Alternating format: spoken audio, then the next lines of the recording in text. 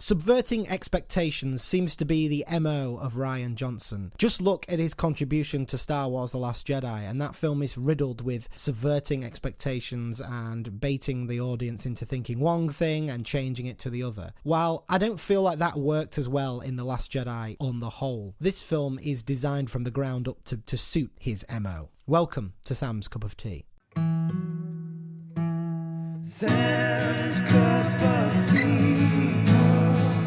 Sam's Cup of Tea.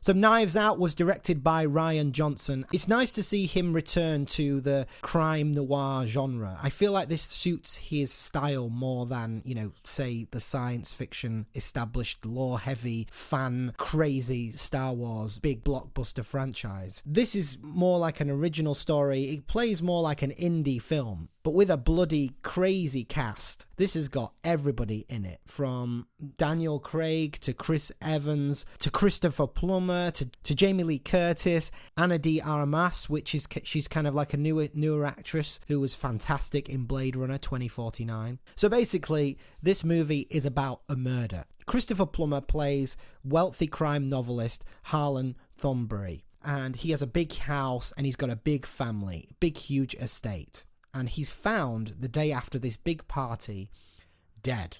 Basically, he's slit his throat. Or has he slit his throat? The movie follows the police investigation, and Daniel Craig heads it up. His name is Blanc in it, and he is fantastic. His character is a little bit eccentric and a little bit of a stereotype, but in the best way. It's great to see James Bond. I mean, he even looks like James Bond in a lot of scenes. He wears like a nice suit. He's got the same haircut, but he has this crazy southern accent. And at one point, Chris Evans' character calls him like KFC accent or something like that. But he is great in this movie, and Rian Johnson seems aware of his presence in the film and wants to build it as being quite mysterious, and he does that really well. There's an early scenes in the film where he's sort of sat in the background, and while the other police investigators are interrogating the suspects, he's kind of just sat in the background and he'll just play a key on the piano, and it's just really, really great. This film is a huge ensemble cast. There is everybody in this. It's brilliant. But the main character, I would say, is Ana de Armas, and she is basically a daughter of an immigrant family, and she's been working in that household basically just to look after the novelist, the older Christopher Plummer, do his meds and do all those things. So she's kind of comes into this, and she is a very key point in this film, and the movie focuses on her a lot. And surrounding her are the rest of the family. Michael Shannon's also in it, and basically each character plays the different roles, and it breaks down what happened that night. And going into this film, I mean, I've seen Rian Johnson's movies before, and I know that he likes to upset the expectations that you've got going in. So I deliberately refused to hold on to any piece of rope that made me feel like I had a grasp of what was going on. And because of that, I really enjoyed this movie. It's a roller coaster ride. And when you talk about complicated, this film doesn't even cover it. It's so ridiculously convoluted when you actually find out what happened and why it happened. It's so ridiculously multi-layered and almost comical when you break it down. It's almost too convoluted to make any sense to be real. Do you know what I mean? It's not very believable. My girlfriend, Minjung, who I saw it with, as we were watching it, we were kind of laughing and nudging each other like, Jesus, I was convinced that she was really enjoying it, and at the end she turned to me and she said, I didn't like that. And I think she was disappointed with the solution. Rian Johnson's kind of subversion or constant subversion of expectations takes the audience in one of two ways. They either really enjoy those constant surprises, or it starts to wear them down a little bit.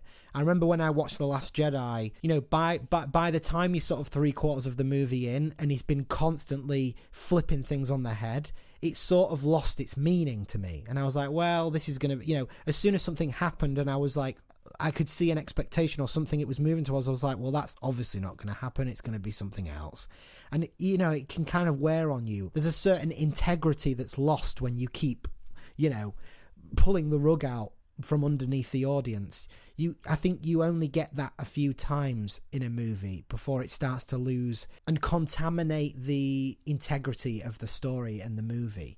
I think sometimes you do need to play something straight, and sometimes expectations of a great thing are okay. You know, it's okay to predict something.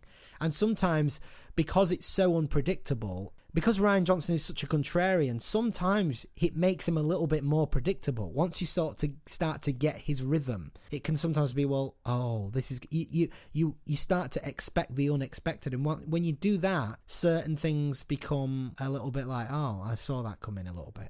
This is well shot. It's a very well shot movie. The music's great. It's got this kind of like very sharp violin strings and very suiting to that kind of old-fashioned noir crime thriller. And it doesn't take itself too seriously. And I think if you go into this film not taking it all too seriously, you'll really enjoy it. It is kind of like a murder whodunit, but there's something that happens very early on which kind of flips that on its head, and it does something really clever with that. The setting's really cool. The house that they're in is really interesting and gothic, and it kind of suits that affectation. And it's very funny, and you know, there are points in it where things happen that you just think, oh, this is you know, it's straining credulity a little bit. Then I realised that no, this is serving the plot and it's making it more entertaining. There are moments where it's just boiling up and it's just craziness. And the dynamics between the family is very well handled, and the way he cuts back to the flashbacks and all this, it's very cleverly done, and it must have took a while to write this and weave everything together. The resolution of the movie, the climax of the movie, isn't as satisfying or clever as the process of how we get there, if you know what I mean. So, you know, the enjoyment of watching this film for the first time in the cinema, I think, for me, was more enjoyable than looking back and going, oh, this was this. Because in some ways you think like, well, I mean, if you really sat down, you could have thought this, but is it plausible that somebody would do this and have the kind of foresight to do this? Probably not. But so the performances are great. The standout obviously is Daniel Craig. He seems to steal every single scene that he's in.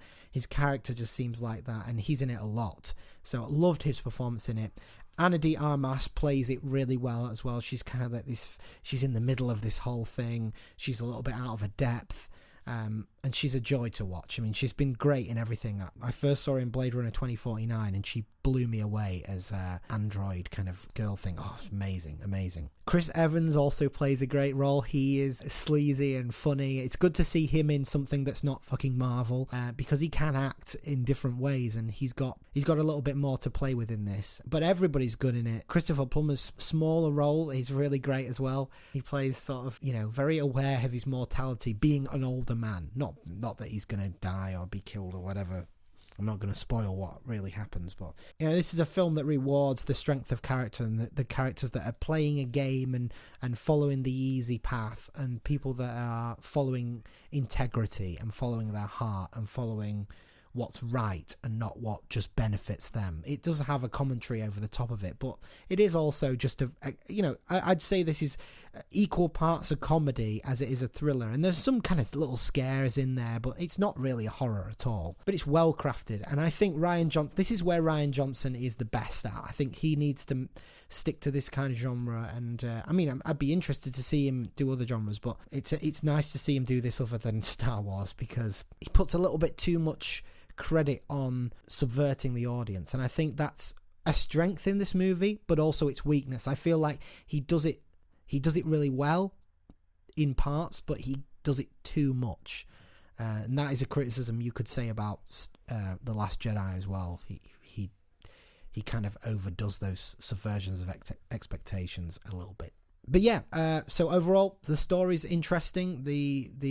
The acting's great. There's a huge ensemble cast, which is a treat. In some parts, it reminded me a little bit of Get Out. Little bits in parts. It felt like it was a little bit influenced by that, but it isn't as good as Get Out. This isn't as clever as Get Out, because Get Out some of the payoffs were a lot more satisfying in Get Out, but still, this is a great film. So overall, I'll give this my cup of tea. I really enjoyed this film, and it was a good laugh. And if you've got a chance to go and see it at the cinema, I highly recommend you do. But this isn't a film I'd really want to watch again. I've watched it once and that's it. But it was really great, and I think Rian Johnson should stick to this genre. Currently, I live in Korea, and sometimes the cinema releases can be quite small for smaller films. You know, you get the big runs for things like Avengers, but any film that's a little bit more just about, you know, not an established franchise, it doesn't get much. But it's been a lot on the cinema here. There's been a lot of showings, and it's nice to see a film that feels like an indie film with the budget of a bigger film and with the exposure of a bigger film doing well. And it's refreshing to sit back and see something that it wasn't about going and seeing, you know, oh, my favourite character and all these expectations and stuff like that. It's a bit of a fuck you to the people that were shitting on Rian Johnson, where it's like, look, these are my characters, this is an original story, you can't tell me what to do with it. That's it. You know what I mean? It's good fun. So thank you for watching. Please subscribe for more content on movies and video games. I'm a small channel. Help me grow. Obviously, the subscribe button helps you to keep track of these videos. Thank you very much. Sam's Cup of Tea, signing off. Sam's Cup of Tea.